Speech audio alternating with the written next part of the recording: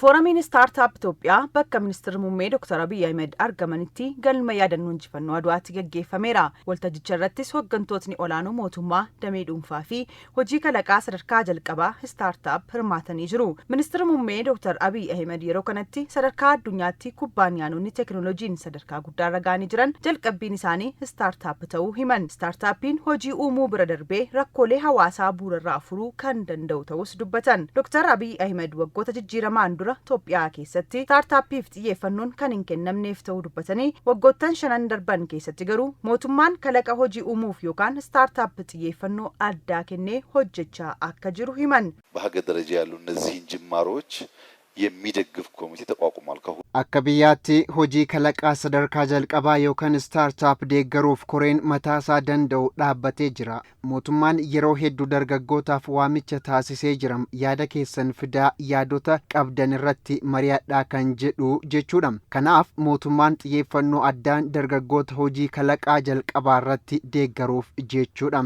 Ministeerri Muummee Dr. Abiy Ahmed damee ICT'n dameewwan dinagdee shanan biyya keessaa tokko ta'ee xiyyeeffannoo addaatiin akka irratti hojjetamu taasifamuun isaa hojii kalaqaa sadarkaa jalqabaa yookaan Staartaap ta'an jajjabeessuuf tarkaanfii fudhatame ta'uusaaf agarsiistuudha jedhan. Jijjiiramaan dura akka biyyaalessaatti kan jiran Staartaapponni 50 kan hin caallee turani. Jijjiiramaas Staartaapponni 900 ol akka jiran dubbatan Dr. Abiy. Mootummaan gara fuulduraatti dargaggoonni yaada Staartaappii yookaan jalqabbii hojii kalaqaa gara qabatamaatti akka jijjiiraniif xiyyeeffannoo addaatti kennuun deeggarsa maammataa taasisuun kan hojjetu ta'uu himan. Dargaggoonni hojii kalaqaa sadarkaa jalqabaa yookaan Staartaap irraa ka'anii gara kubbaaniyaa guddaatti guddachuun akka danda'amu hubachuu qabu jedhan Dr. Abiy.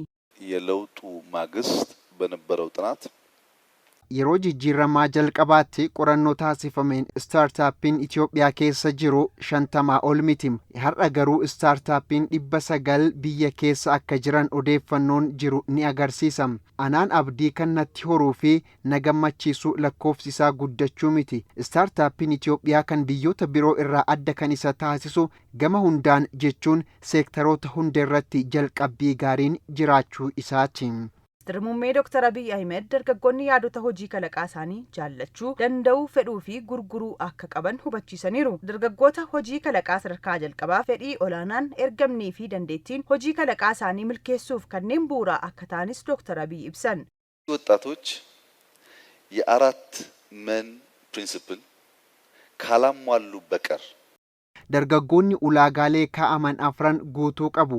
Ulaagaalee afran kana hin guutan taanaan Staartaappii kurnan milkaa'atan keessatti ramadamuu hin danda'an. Ulaagaalee arfan hin guutan taanaan 90% keessatti hafuu jechuudha. Ulaagaaleen afran kun maali kan jedhuuf inni jalqabaa hojjechuuf kan yaadan yaada bu'uuraa hojii isaanii sana jaallachuudha. Sababni isaas wanti jaallatan nama hin dadhabsiisu, nama hin beelessu.